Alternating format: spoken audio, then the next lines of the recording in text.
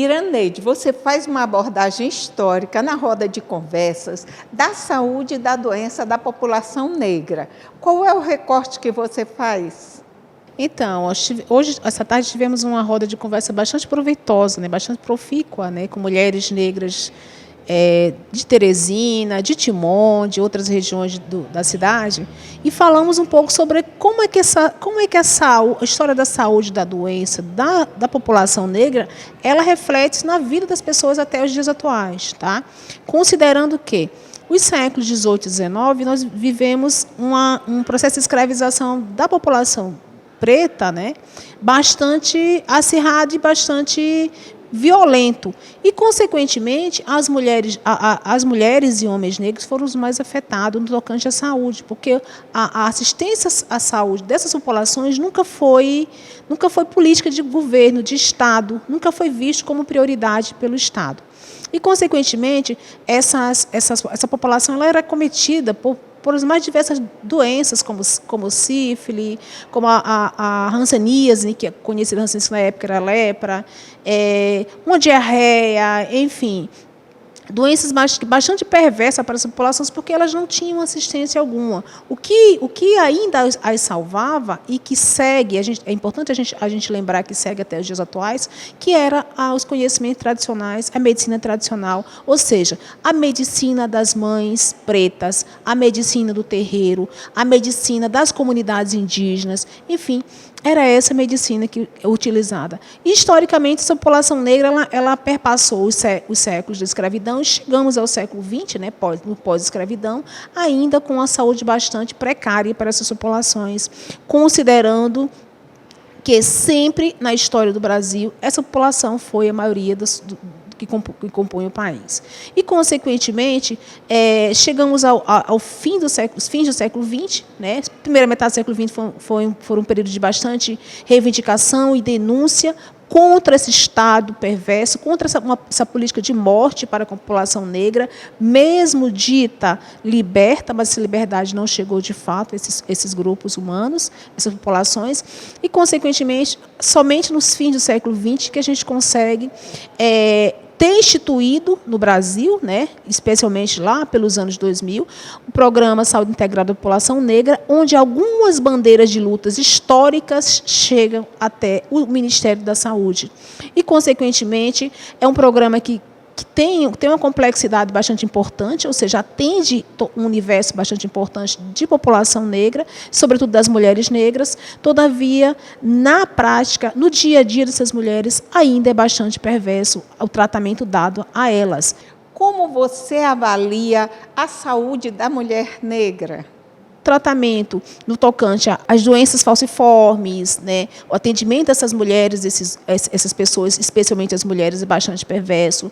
O atendimento às mulheres para pensar-se um parto humanizado, que atenda as mulheres negras, que também ainda não são atendidas por esse parto humanizado, ainda são as que recebem menos anestesia no parto, enfim.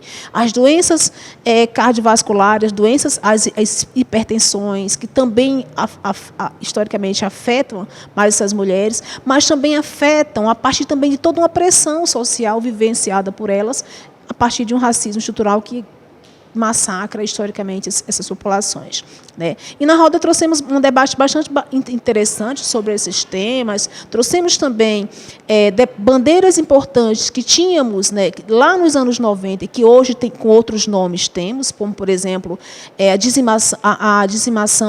esterilização de mulheres negras, que era uma bandeira de luta do movimento de mulheres negras lá nos anos de 1990, e hoje a gente discute a humanização, mas a humanização para que se cumpra, de fato, né, o programa de saúde integrada da população negra e, consequentemente, essas mulheres não sejam esterilizadas, muitas vezes sem o seu consentimento. Esse foi um dos pontos que a gente destacou, né? Para além disso, discutimos também a questão dessa mudança, o que de fato podemos fazer, né, para que, de fato, essa saúde integrada da população negra aconteça, para que essas mulheres elas tenham assistência à saúde, atendimento à saúde a contento, como qualquer outra mulher na sociedade brasileira, né, e verificamos que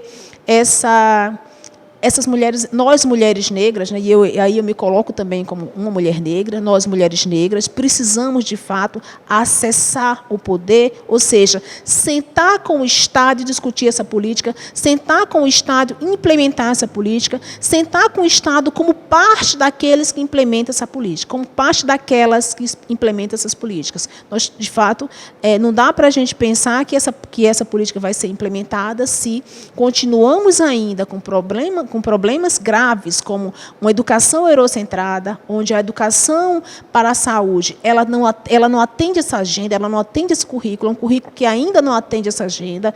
Quando pensamos que aqueles e aquelas que estão atendendo na saúde, que são os agentes de saúde, né, que sejam médicos, enfermeiros, na sua maioria são homens e são mulheres, e brancas, e com isso eu não estou dizendo que tão somente as mulheres negras e os homens negros precisam tratar das suas questões, é um problema de toda a sociedade brasileira, não é um problema nosso enquanto mulher negra, mas é um problema da sociedade, todas as pessoas precisam sim, considerando que nós ainda vivemos a partir de um olhar colonizado, de um currículo colonizado, e, consequentemente, isso não atinge não somente a população negra, mas toda a sociedade. Portanto, o que a gente discute hoje é que é necessário, sim, uma abertura maior, uma desnaturalização do olhar para perceber que nós, mulheres e mulheres e homens negros, estamos reivindicando, historicamente, direitos, né? Direito à saúde com humanidade, né?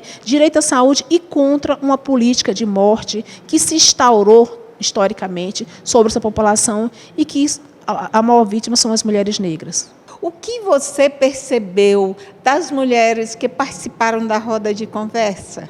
Foi bastante ativa, né? Porque as mulheres participavam, elas questionavam um pouco sobre essa perspectiva por exemplo, a hanseníase, né? O que acontecia com aquelas mulheres no passado que eram jogadas para fora de casa, no mato, na rua, enfim. E como é que hoje é tratado, né? Como é que a política, né, para o tratamento da hanseníase avançou ou não, né? Como é que o parto humanizado precisa chegar e de que modo a gente pode estar contribuindo com esse debate? Como pensar a saúde mental das mulheres, né, a partir de uma pressão social vivenciada por elas, né, impulsionada por um capitalismo bastante perverso. Então, foram debates bastante interessantes e com mulheres das mais diversas áreas, mulheres professoras, mulheres de terreiro, jovens, né, estudantes, enfim, criança, que a gente também tinha criança na roda. Então, foi bem bacana assim, esse debate. A gente conseguiu dar conta de pensar, né, coletivamente, nos colocar enquanto mulheres, né, e homens também, porque na roda também haviam 2 homens, né, nos colocar enquanto sujeito histórico de direito e, consequentemente, que esse direito perpassa pela saúde mental, pelo cuidado e pelo cuidado com os nossos corpos negros.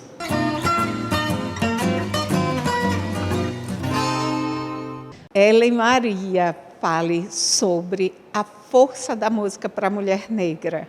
Minha participação vai ser, basicamente, cantar algumas músicas sobre mulheres negras, empoderamento da mulher ou de pessoas negras. E toda vez que eu venho cantar aqui no Memorial, ela, basicamente, todo mundo gosta, todo mundo canta junto, participa, que é da WD, Eu Sou. Você está participando do Julho das Pretas. Que importância isso tem para as jovens?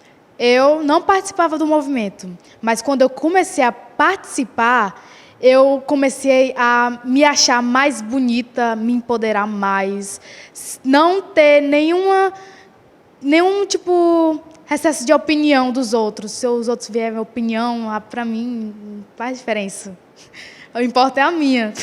Faça o convite para que as jovens participem do movimento negro. Pois é, bora para o movimento negro, que isso que importa. Porque para a gente, mulher negra, é muito difícil esse país. Principalmente quando a gente quer alguma profissão que a gente tem muito racistas assim sobre nós, a gente tem que ter muita paciência. com isso também. E bora, para a gente se empoderar mais. Chegamos ao final de nosso programa. Obrigada a você que está nos assistindo. Se inscreva em nossa página do Sob Outro Olhar no YouTube.